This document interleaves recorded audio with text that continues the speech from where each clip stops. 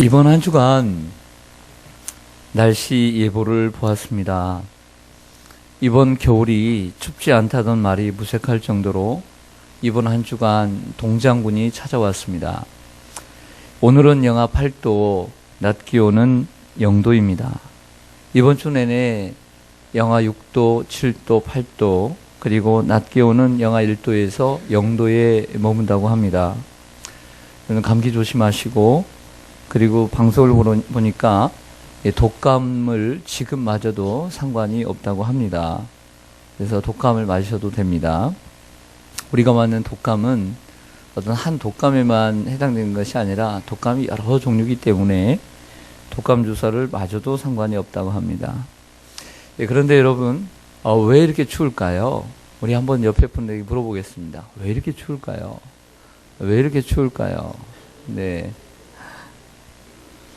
이렇게 대답할 겁니다. 왜 춥죠? 겨울이니까 춥죠. 또 추워질 때가 되어서 춥습니다. 겨울은 또한 추워야 또 한 해의 농사가 잘 되기 때문에 추워야만 한다고 얘기합니다. 맞습니다. 근데 혹시 이렇게 생각하시는 분이 계십니까? 추운 겨울이 지나야 봄이 오니까 추워야죠. 아무리 추위가 맹위를 떨치며 우리의 옷깃을 여미게 하여도 봄은 반드시 온 땅을 녹이며 반갑게 찾아온다는 것을 우리는 알고 있습니다. 그래서 끝나지 않을 것 같은 겨울의 한복판에도 우리는 봄을 노래하고 봄을 소망해야 합니다. 때때로 우리의 인생에 봄이 있고 여름이 있고 가을이 있고 또 겨울이 있고 또 봄이 찾아옵니다. 우리는 이러한 봄, 여름, 가을, 겨울 사계절이 있는 이러한 나라에서 태어나 수십 번을 경험하며 여기에 왔습니다. 그래서 우리가 깨닫는 것은 분명히 봄이 있고 또 여름이 있고 그 무더운 여름이 지나면 선선한 가을이 분명히 오고 그 가을이 지나면 겨울이 온다는 것을, 또 그 추운 겨울이 지나면 분명히 싹이 나고 꽃이 피고 그리고 화사하고 따뜻한 봄이 온다는 사실을 우리는 분명히 알고 있습니다. 이처럼 우리의 인생의 겨울을 가리켜 우리는 시련과 고난의 계절이라고 얘기합니다. 고난도 마찬가지입니다. 끝나지 않을 것 같은 혹독한 고난 속에서 우리는 소망을 노래하고 소망을 보아야 합니다. 이것이 오늘 설교의 주제입니다. 왜 우리는 고난 속에서 소망을 보아야 할까요? 성경은 뭐라고 말씀하고 있는 걸까요? 첫째, 고난이 있어야 기쁨이 있기 때문입니다. 따라하겠습니다. 고난이 있어야 기쁨도 있다. 여러분 배고파 본 경험이 있으십니까? 그래야 배부름의 기쁨도 알 수 있는 것입니다. 밥을 먹는 즐거움은 밥을 먹기 위한 고통의 과정을 안고 있기 때문입니다. 밥벌이는 쉬운 것이 아닙니다. 밥벌이가 어렵다는 것을 알고 있기 때문에 밥 먹는 즐거움이 귀하고 큰 것입니다. 여러분 혹시 아파본 경험이 있으십니까? 작년에 많이 어디 아픈 분들 경험이 있으십니까? 있으실 겁니다. 아파본 경험이 있어야 건강의 기쁨을 알 수 있는 것입니다. 항상 아프지 않고 항상 건강한 사람은 자기의 건강의 기쁨을 알지 못합니다. 아파보지 않은 사람은 건강의 기쁨을 누리지 못합니다. 입안에 조그만한 염증이라든지 우리가 쉽게 얘기하는 빵꾸가 나면 아파요, 안 아파요? 입만 아픈 게 아니라 항상 그 최고로 아플 때는 한 주간 동안 아프기도 합니다.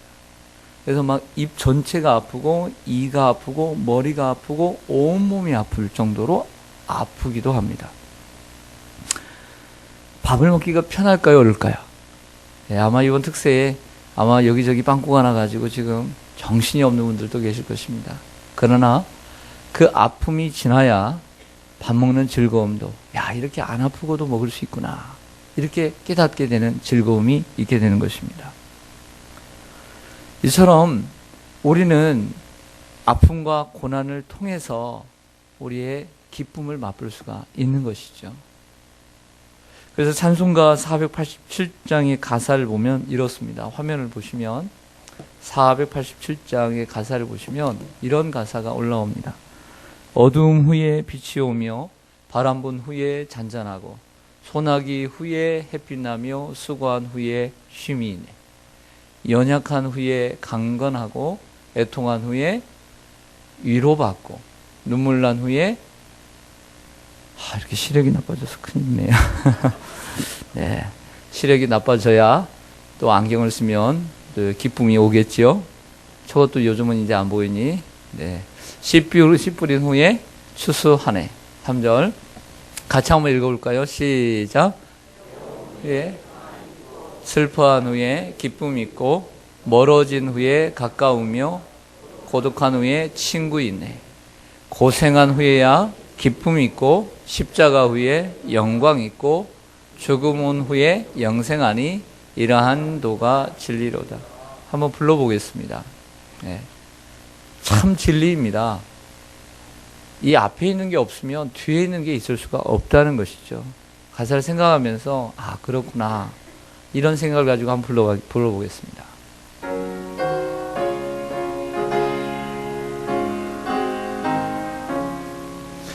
어둠 후에 빛이 오며 바람 분 후에 잔잔하고 소나기 후에 햇빛 나며 수고한 후에 쉼이 있네.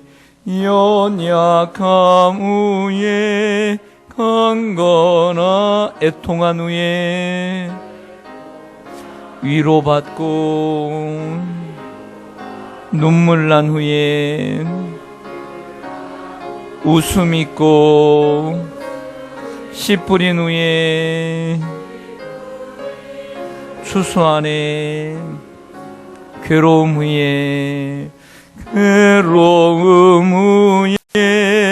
평안 있고 슬퍼한 후에 기쁨 있고 멀어진 후에 가까우며 고독함 후에 친구 고생한 후에 후에 기쁨 있고 십자가 후에 영광 있고 죽음 온 후에 영생하니 이러한 도가 진리로다.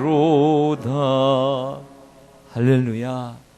그러므로 고난이 있어도 우리에게 소망이 있는 거예요.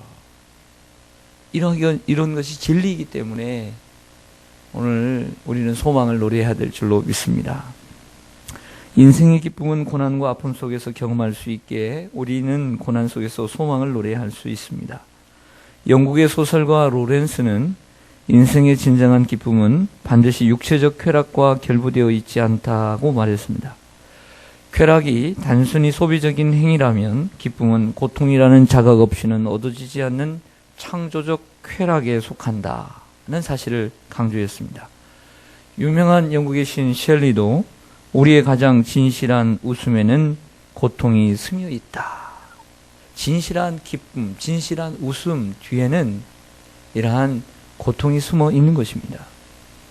고난과 역경을 딛고 승리한 사람들의 웃음은 그냥 좋아서 고생 없이 없는 그냥 코미디를 보고서 웃는 웃음보다 고난 속에서 얻어지는 그 웃음은 100만 불짜리 웃음인 것입니다. 여러분 평생 살면서 크게 아파보지 않고 크게 고난받지 않고 사는 사람은 항상 기뻐해야 될까요? 하지 말아야 될까요? 무슨 말인지 잘 몰라요? 자, 평생을 살면서 아무 어려움도 큰 고난도 없고 큰 어떤 건강의 아픔도 없는 사람은 항상 기뻐해야 될까요? 안 기뻐해야 될까요? 기뻐해야 되죠. 근데 기뻐해야 안 해요. 그 사람들 기뻐 잘 못해요. 왜? 기쁨이라는 걸 모르니까. 감사라는 걸 잘 모르니까. 항상 건강하고 항상 어려움이 없는데 정말 성경에 말한 대로 항상 기뻐야 될 사람은 그 사람들이거든요. 근데 그 사람들이 기뻐하느냐고요? 그러고 보니까 우리 같아요. 우리가 기뻐하느냐고요? 도리어 누가 기뻐하죠? 도리어 누가 기뻐합니까? 고난을 경험해본 사람이 기쁨으로 사는 사람이 얼마나 많은지 몰라요. 저 사람은 왜 항상 웃어? 그 사람 고난이 있어요. 그런데 기뻐해요. 어떤 사람은 옆에 돌보미가 있어야 몇 걸음이라도 걷는 사람이 있어요. 장애우 시설 가보세요. 도우미가 없이는 살 수 없는, 제대로 밥 한 끼 먹을 수 없는 사람들이 있어요. 그런데 기뻐해요. 그 사람들 기뻐하는 거 보면 온 사지가 멀쩡한 우리들보다 기쁨으로 살아요.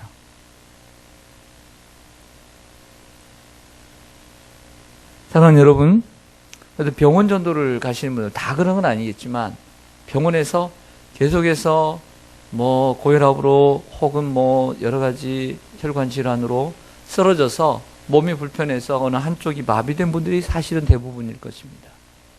도움이 없이는 살 수 없는 이런 분들 가운데 병원을 찾아갈 때 참 기쁨이 있는 사람들 만나보지 못하셨습니까? 제가 옛날에 한센병이 걸려 가족들과 떨어져 평생을 소록도에서 사시는 분들을 만나 뵈었습니다.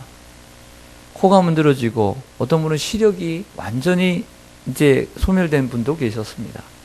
뭐 손과 발은 이루 말할 것도 없고요. 근데 이렇게 기쁨이 많은지 모르겠어요.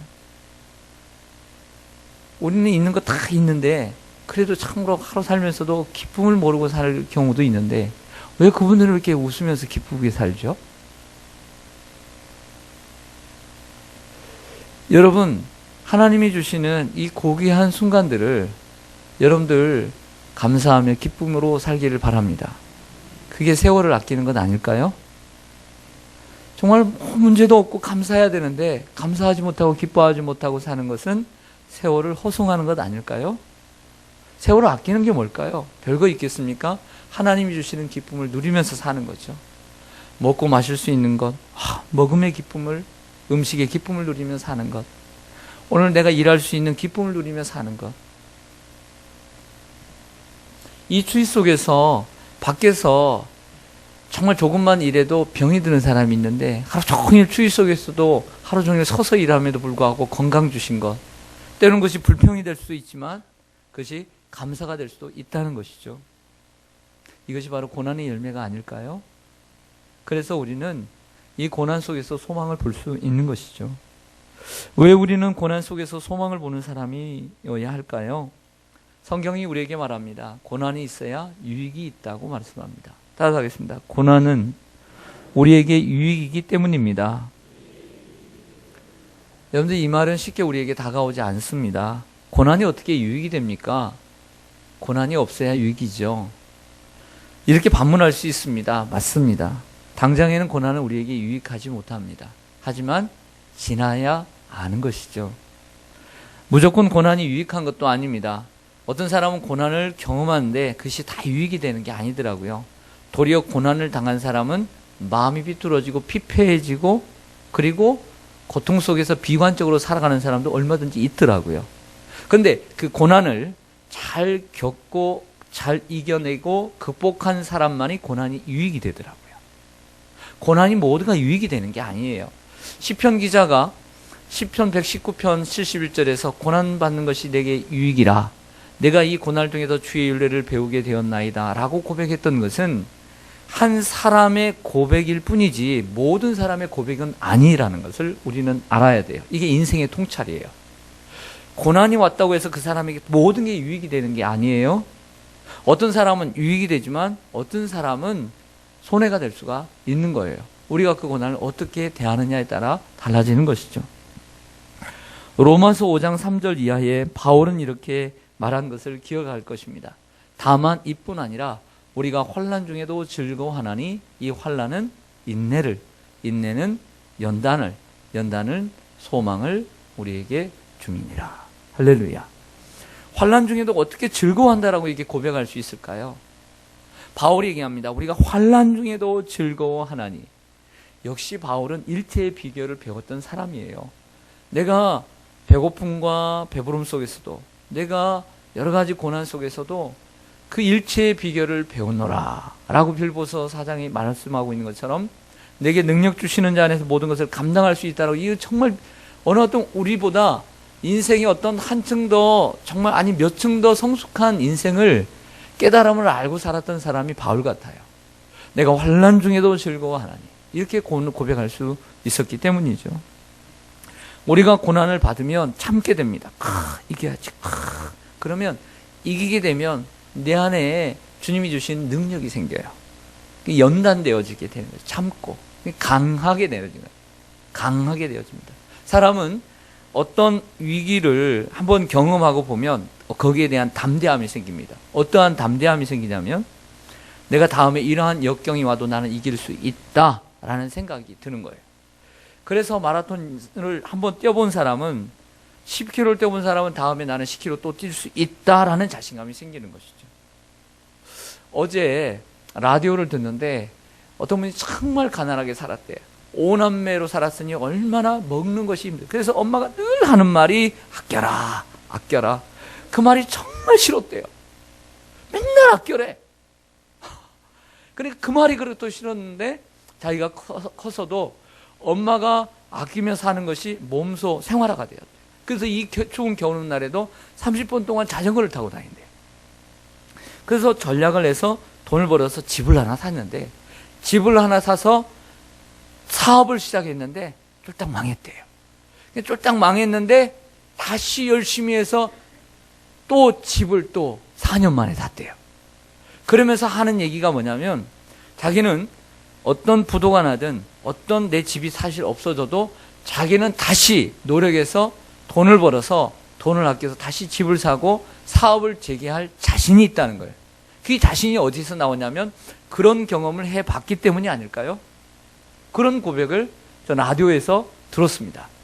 사람은 이런 어려움을 경험하면서 살면서 내 경험이 생기는 거예요. 나도 할 수 있다. 다음에 내가 이런 고난 속에서 나는 어떤 어려움이 와도 나는 이겨낼 수 있다라고 하는 자신감이 생기는 것이죠. 여러분, 우리 자녀들 고생하며 키우고 싶습니까? 고생 안 시키고 키우고 싶습니까? 네. 고생 안 시키며 키우고 싶죠. 그런데 그거 잘못된 교육이에요. 왜 잘못된 교육인지를 말씀드릴게요. 요즘에는 뭐 개천에서 욕난다는 말이 무색할 정도로 공부를 많이 시켜야 좋은 대학에 간다고 그러죠. 고생을 안 시켜야 참 잘 살 수 있다라고 생각하는데 그렇지 않아요. 우리가 품 안에 있을 때는 한 20살까지는 우리가 품 안에 있을 수 있지만, 남자아이 같은 경우는 군대에 가야 돼요.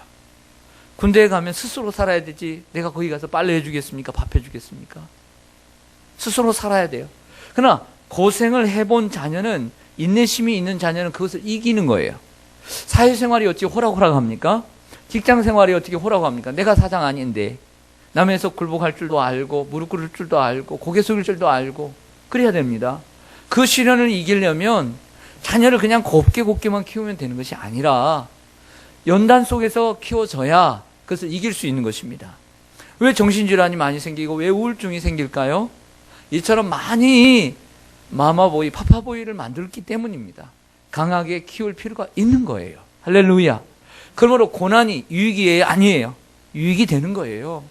곱게만 키운다고 되는 것이 아니라 살아가는 날 동안에 어떤 일이 벌어질지 모르기 때문에 도리어 그 고난을 받는 것이 유익이 될 수가 있는 것입니다. 사랑하는 여러분, 야고보서 5장 11절에 이렇게 야고보는 말합니다.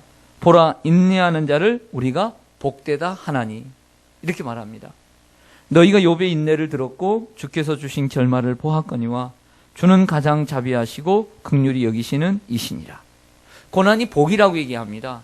이 말은 고난이 유익이라는 말이 아닐까요? 오늘 말씀처럼 현재의 고난은 장차 우리에게 나타날 영광과 좋게 비교할 수 없도다라고 했습니다. 그러므로 고난은 우리에게 유익이므로 소망을 보아야 할 줄로 믿습니다. 바울은 로마서 12장 12절에 이렇게 말씀했습니다. 소망 중에 즐거워하나니 환난 중에 참으며 기도에 항상 힘쓰라 그랬어요. 환난 중에 참으며 기도에 항상 힘쓰는 여러분들 되시기를 바랍니다. 올 한 해를 시작하면서 욕과 같은 고난이 아직도 계속되는 분들이 계세요. 사실 그런 분들을 볼 때마다 참 측은지심이 생기고 함께 기도하게 됩니다. 하지만 여러분, 그 고난의 뒤편에 주님이 계시고 그리고 숨은 축복이 있음을 믿으시길 바랍니다. 그래서 그 고난 속에서도 소망을 노래하며 살아야 합니다. 정말 이 욕과 같은 고난 속에서도 이 고난을 어떻게 맞이하느냐에 따라서 어떤 사람은 세월을 허송합니다. 근데 그 고난을 내가 감내하고 그 고난 속에서 절망하고 원망하고 불평한 사람은 그 세월을 고난 속에서 또한 세월까지 허비하는 인생이에요. 하지만 그 고난 속에서 그 고난을 기쁘게 받아들이고 이 고난 뒤에 좋은 일이 있을 것이다. 하나님의 놀라운 계획이 분명히 있을 것이다 하며 그 시간들을 감사로, 그 시간들을 기도의 시간으로, 그 고난 속에서 주님을 바라보는 시간으로 삼을 때에 그 인생이 세월을 아끼는 인생이 되는 거예요. 오늘 제가 이 말을 하고 싶어서 그래요. 고난에는 유익이 있습니다. 고난에는 뜻이 있습니다. 하나님께서 여러분을 빚으시고 만드셔서 크게 사용하실 줄로 믿습니다. 신명기 8장에 보면 모세가 40년을 이스라엘 백성들을 이끌고 자신은 이제 백성들을 떠나보내야 되면서 가나안 땅에 못 들어가면서 마지막 설교를 하잖아요. 그 설교 가운데 8장에서 이런 설교하지 않습니까? 지난 40년 동안 하나님께서 너희를 광야 가운데서 낮추시고 시험하신 이유가 무엇이냐? 너희들이 진정으로 내 앞에서 내게 순종하며 나의 뜻을 따라 사는지 내가 시험하려고 했다. 두 번째는 내가 너희를 낮추고 시험한 이유는 너희의 힘으로 사는 것이 아니라 너희의 지혜로 사는 것이 아니라 사람이 떡으로만 사는 것이 아니요 오직 하나님의 입에서 나오는 모든 말씀으로 하나님을 의지하고 하나님의 말씀 붙잡고 살려고 너희를 연단한 것이다 라고 말씀하고 있어요. 그 다음에 한 번 더 가면서 너희를 시험하고 너희를 낮추시고 너희를 시험한 이유는 너희에게 복을 주려 하심이라. 이렇게 말씀하고 있는 것을 3번이나 볼 수가 있는 것입니다. 예를 들어서 군대에 2명의 친구가 갔다고 한번 예정을 한번 해보죠. 생각을 해보죠. 자, 보통 2년이라고 한번 생각해 봅시다. 그 2년 동안 군대 생활을 하는데 한 명의 친구는 군대 간 것이 그렇게 억울합니다. 내가 왜 군대를 가야 돼? 군 생활하는 시간이 아깝습니다. 이 2년이란 공부도 해야 되고 연애도 해야 되는 이 좋은 시절에 내가 이 군대 생활은 너무 아까운 거예요. 그래서 훈련 받는 것도 싫고 선임들도 뭐라고 시키는 것도 갈구는 것도 싫고 모든 게 불평이고 원망스럽습니다. 군대에서 먹는 짬밥도 싫고 잠자리도 싫고 빨리 나가고만 싶습니다. 또 그런데 한 친구는 그 2년이라는 시간 군대 가는 것을 기쁘게 생각합니다. 나라에 내가 바칠 수 있는 젊음이 있어서 내가 기쁘고 그리고 훈련하는 것도 내가 체력을 쌓을 수 있는 기회가 되니 기쁘고 그리고 공짜로 먹여주고 입혀주고 재워주니 고맙고 이렇게 생활하는 친구가 있다고 하십시다. 어떤 친구에게 그 군대 생활이 유익할까요?